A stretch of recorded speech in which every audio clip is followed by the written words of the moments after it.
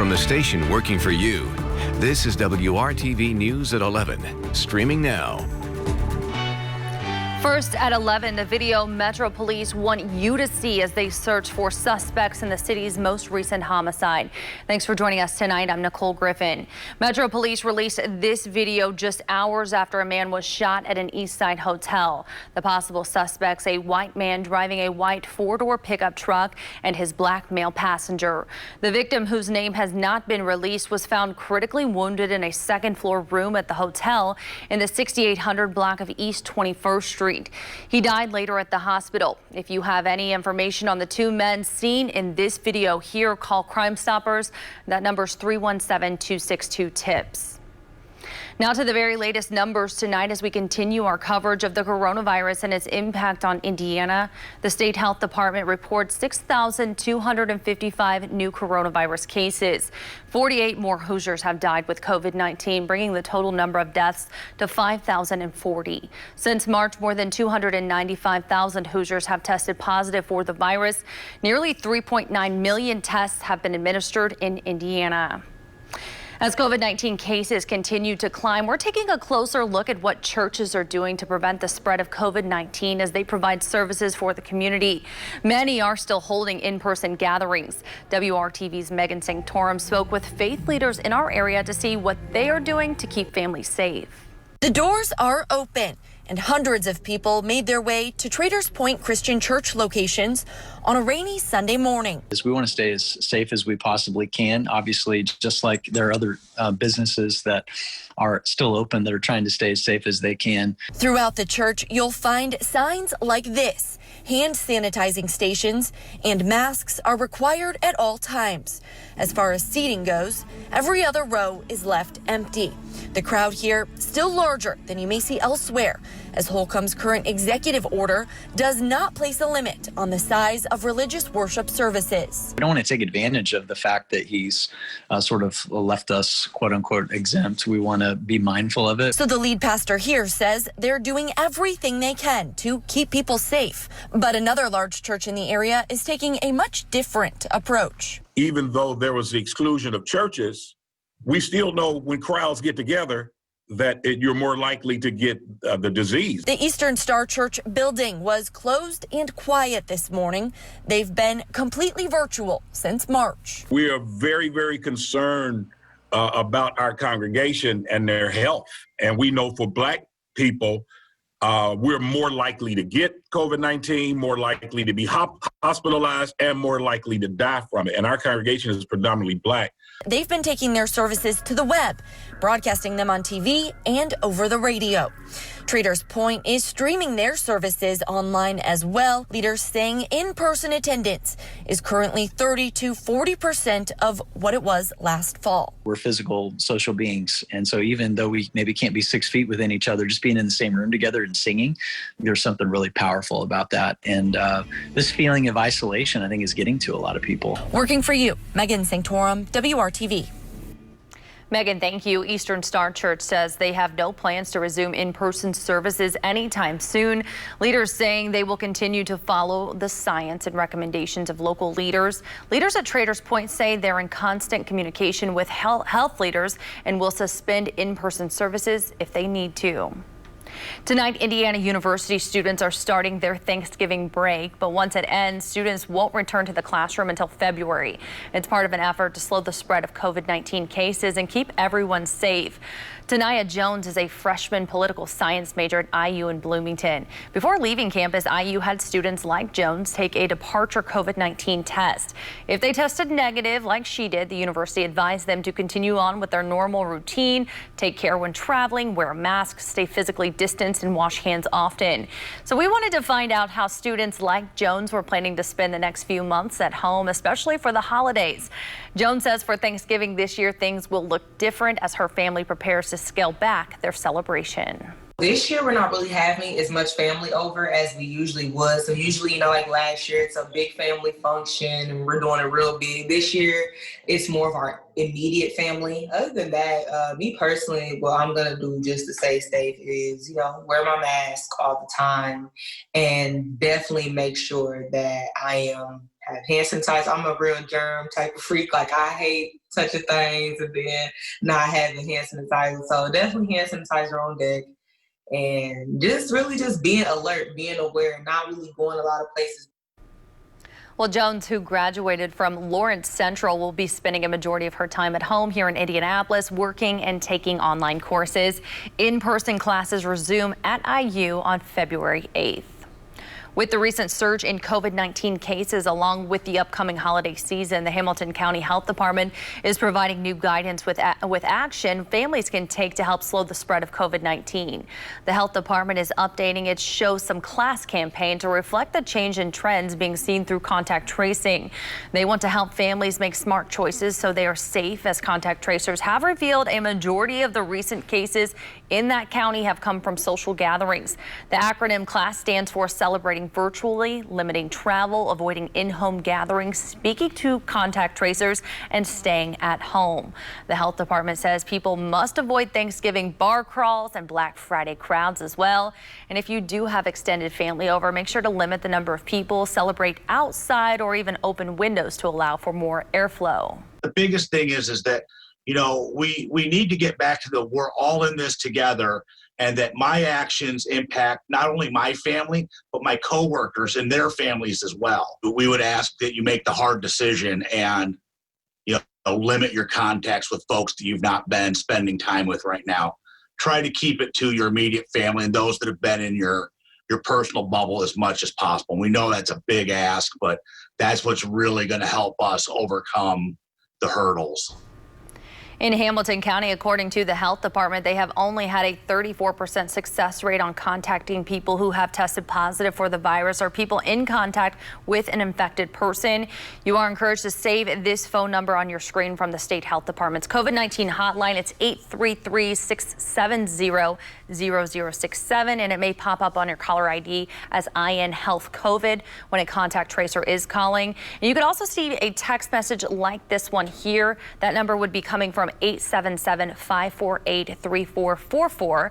Leaders say it is important to respond in order to help slow the spread of the virus. And this Tuesday at 7 p.m., we are diving deeper into the COVID crisis in Indiana. You will hear from a 30-year-old man who survived a battle with the coronavirus, plus the candid conversations with healthcare workers who are putting their health on the line to protect you. And we're talking with experts, everything you need to know about a potential vaccine. Our WRTV news special, Inside the COVID Crisis, airs Tuesday at 7 p.m. Now to your forecast, meteorologist Kyle Mounts is standing by as we wrap up a not great weekend, Kyle. Really dark outside this weekend and a lot of rain today. Yeah, and those clouds, along with the rain, Nicole, gave us our coolest high temperature that we have had since the end of March. 43 degrees, and that actually happened a little bit after midnight. Temperatures have generally been quite a bit cooler. Still some 40s out there around Greencastle and Sullivan, but we've dropped down to 35 already in Tipton and Peru. That's where skies cleared out a little bit this evening, but we've got one more batch of clouds moving through before those skies will clear out for the rest of the night. So tomorrow morning, partly cloudy. We'll start off in the 30s, but our next chance for rain not far away. More on that in a few minutes.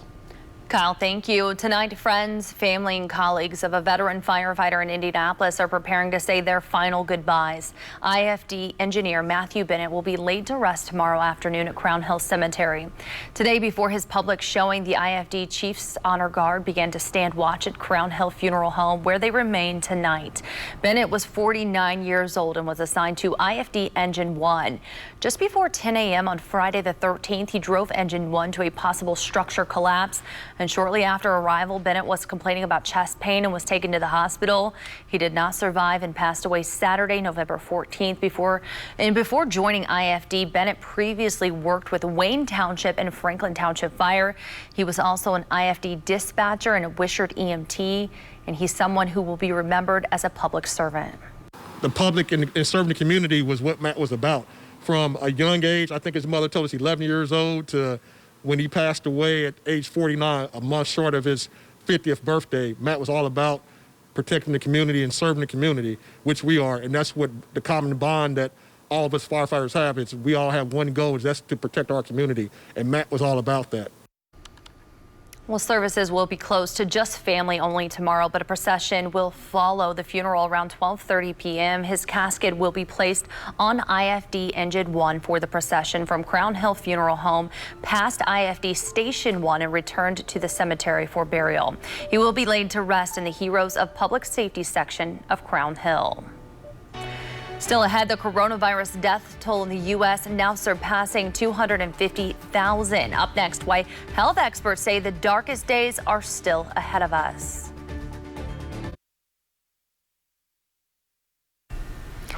Welcome back. The coronavirus pandemic continues to take its toll. More than 256,000 Americans have died from COVID-19 since the pandemic began. Many now waiting for a vaccine, with Pfizer filing for emergency use authorization for its vaccine this past Friday, and Moderna not far behind. Here's ABC's Zareen Shaw with the latest. The United States moving past a grim milestone this weekend. More than 12 million confirmed coronavirus cases since the pandemic began. Nearly 9,500 American lives lost in the past week, a jump of almost 20% from the previous week. Deaths are now climbing in 35 states and Puerto Rico, and hospitalizations are rising in every state. I would 100% be lying if I said I wasn't nervous to go to work next week. A county judge in El Paso now asking the governor for permission to reimpose a curfew.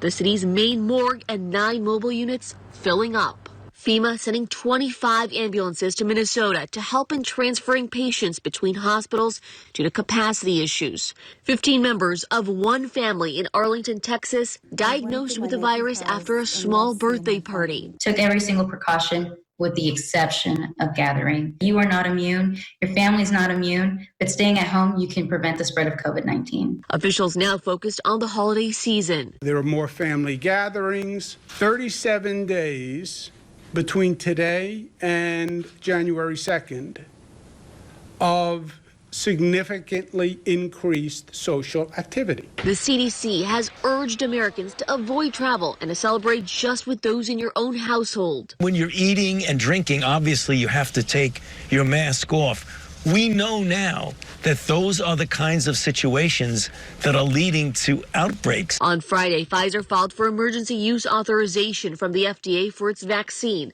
Moderna expects to file by the end of the month. But there is concern many Americans may not be willing to be vaccinated. And I think it's very unfortunate because this has been exacerbated by the political context under which we have worked very hard with the companies and with the thousands of people that have been involved to make these vaccines available. Zoreen Shah, ABC News, Los Angeles.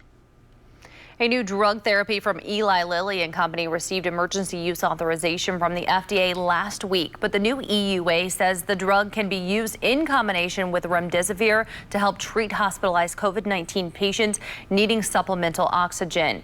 Baricitinib, an anti-inflammatory drug, is already approved and being used in more than 70 countries to treat arthritis. These treatments are obviously beneficial in helping fight the pandemic, but it is not a replacement in making sure that everyone stays diligent, especially during the holidays and as we're seeing cases rise across the nation.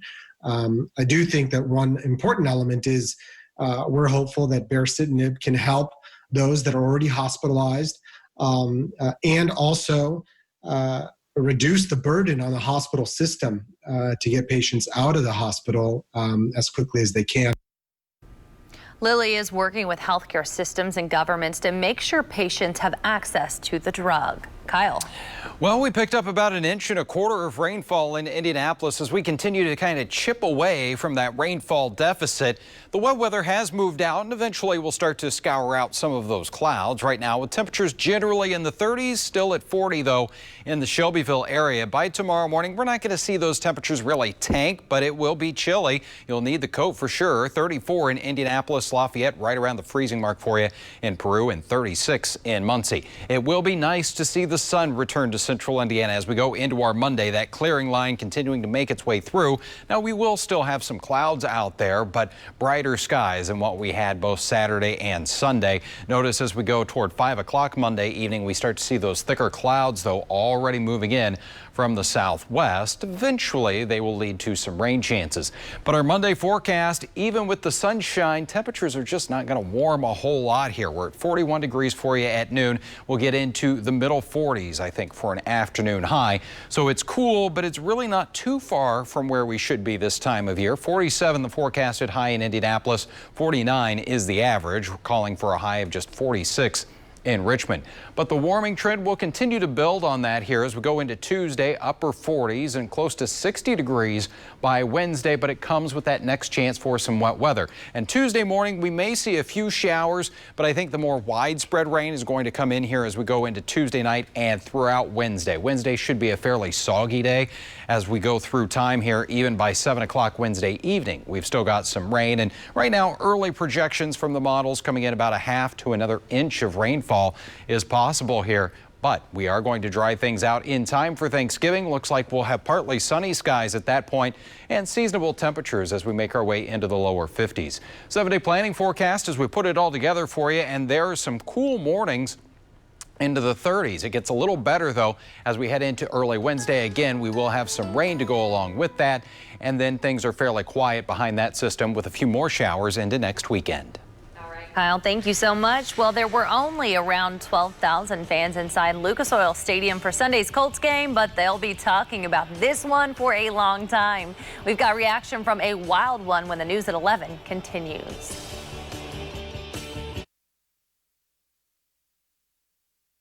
All right, Colts fans, how are you feeling tonight? Sunday's game against the Packers had it all. A pair of fantastic quarterbacks, a bunch of dynamic young playmakers, and a thrilling finish that will be talked about for quite some time. Our Brad Brown shows us how it all went down. So where do you even begin after a game like that? The field goal that won it in overtime was one of the more generic moments of an evening that was filled with so many things to make your head spin just a bit. You know, I feel like a freshman all over again, having a lot of first-time experiences, and, it just felt incredibly special. How about the 9 holding penalties called against the Colts? 5 of them on a late fourth quarter drive that could have sealed the game, but ultimately kept the Packers alive. I'm disappointed that we didn't put it away. We got to do a better job. When we're in that mode, it's elementary. This is on me. This is really on me. That's elementary football. When you're in that mode, you've got to keep your hands inside. Then there's the Colts defense. After getting shredded for 3 touchdowns in the second quarter, they went on lockdown for the third and most of the fourth. 4 takeaways in the game. Darius Leonard got the first of those. When games get close and it's on the defense, you gotta want to make a play. You got to want to be the one to go out with no fear in your heart, no doubt in your mind that you're going to make a stop. And that's me. I'm walking up and down the sideline. I'm saying, okay, let's go. These are the moments you live for. I'm not just a linebacker who makes tackles. I'm a linebacker who wants to go out and change the ball game. And that's the mindset. Green Bay took the momentum into overtime, but it was the Colts D that turned things around again. The strip fumble by Julian Blackmon set up the winning score.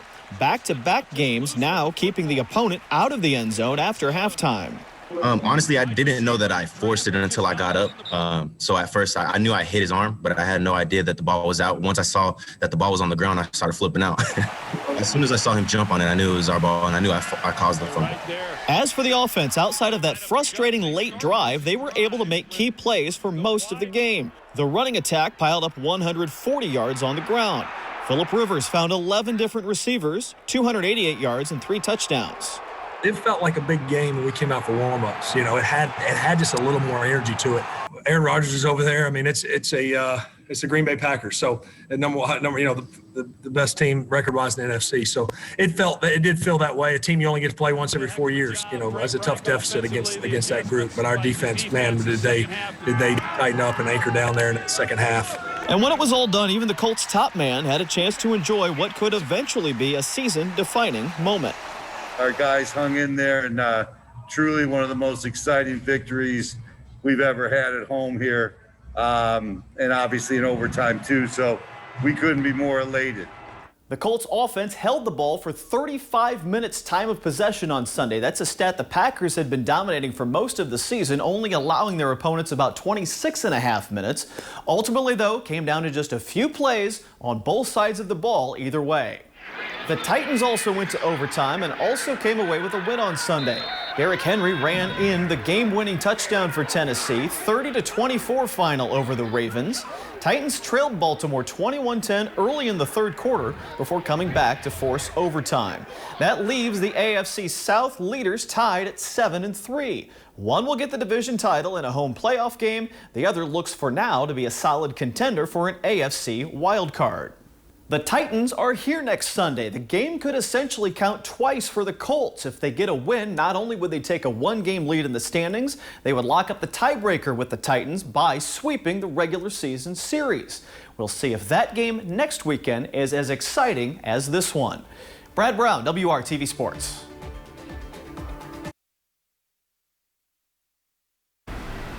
The city of Noblesville has created a new holiday experience at Federal Hill Commons. It's called Holidays at the Hill, and it runs from now through January 3rd. This year, in addition to the ice skating rink, visitors can enjoy a walking light tour, carriage rides, holiday market, and visit Santa in the Christmas cottage. You saw it live here tonight on WRTV, an event honoring the most popular music artists and albums of 2020. The public had their final say on who won the American Music Awards, and ABC's Romina Puga has the highlights. The fan-voted award show delivered once again with memorable performances. Justin Bieber kicked off the show with a special multi-song performance, bringing out fellow chart topper Shawn Mendes. The Weeknd performed from an empty downtown Los Angeles. A throwback performance by Nelly and Belle Biv DeVoe.